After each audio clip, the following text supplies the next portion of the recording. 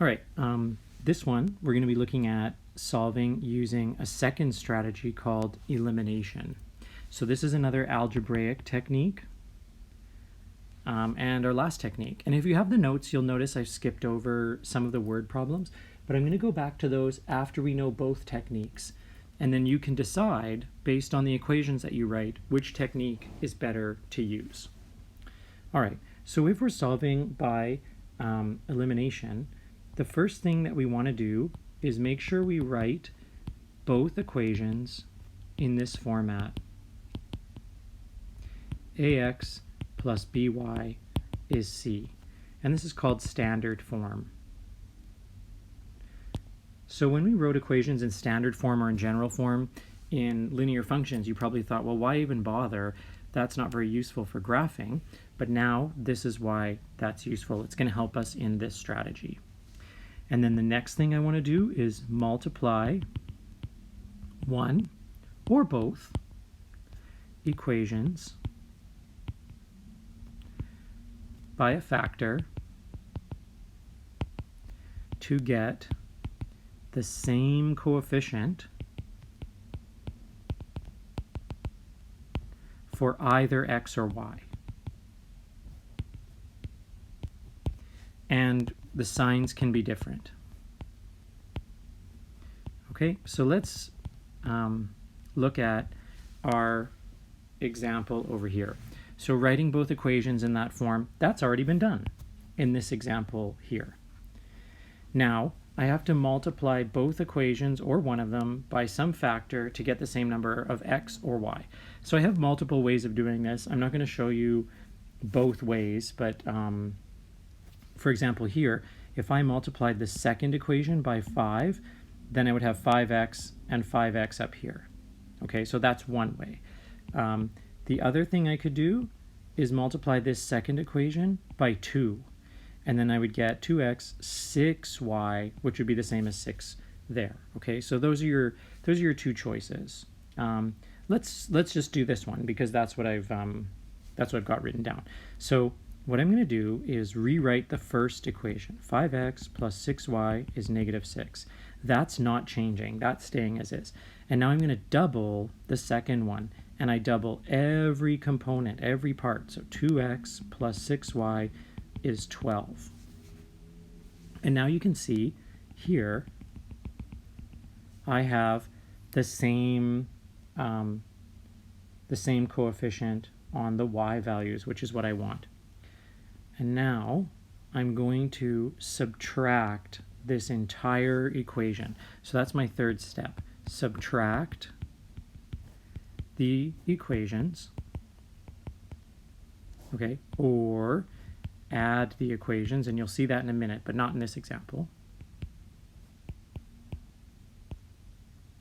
to eliminate a variable.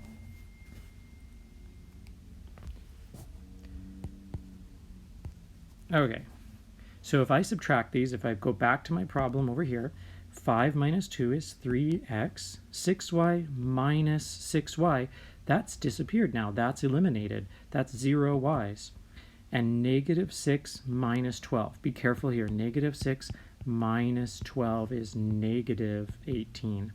So that's one of the tricks here. It's a little bit easier than substitution in some ways, but you got to watch your signs. And now I have just this very easy equation, which I'm going to divide by 3. X is negative 6. So it's a little bit less work in some cases than substitution. And now in the last step, I'm going to use the value of the variable that I have to determine the other variable. All right, so I can pick either this equation or this one, substitute in x, and solve for y. I'm going to pick this one right here.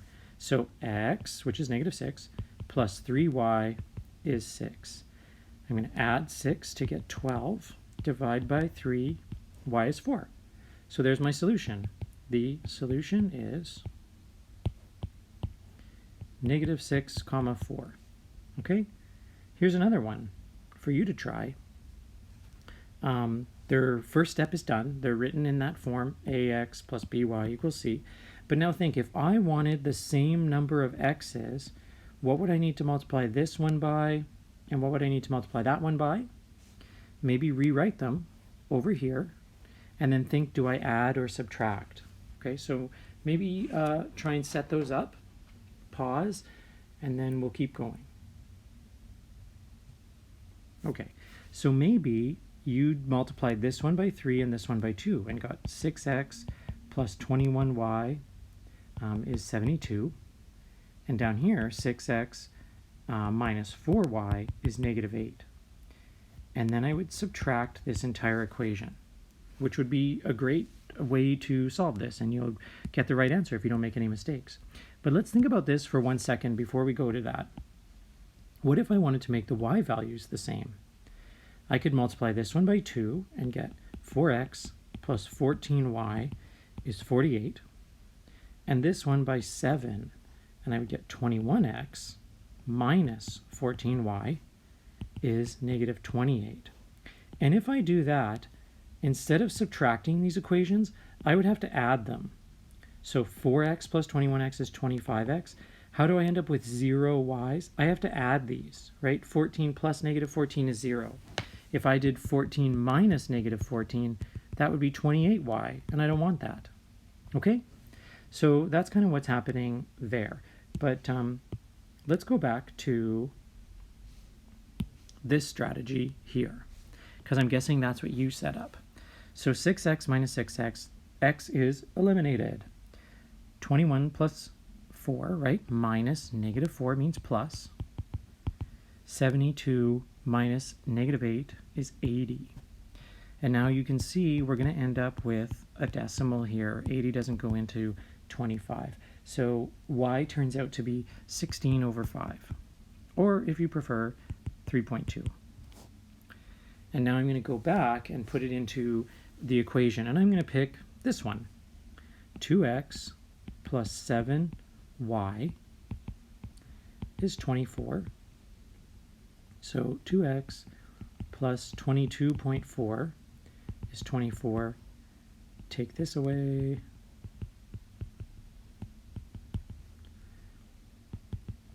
X is 1.6 divided by 2, x is 0.8.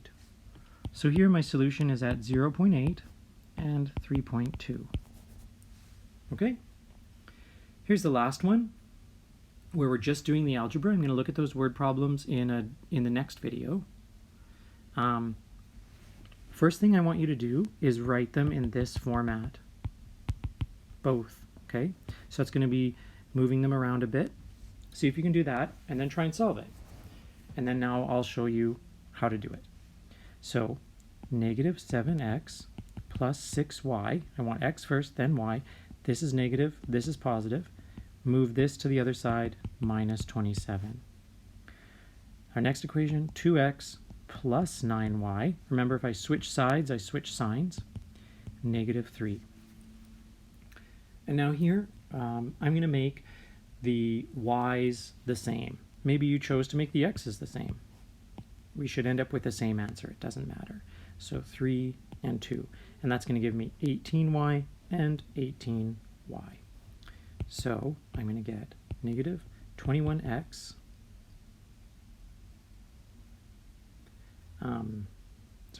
plus 18y equals negative 81.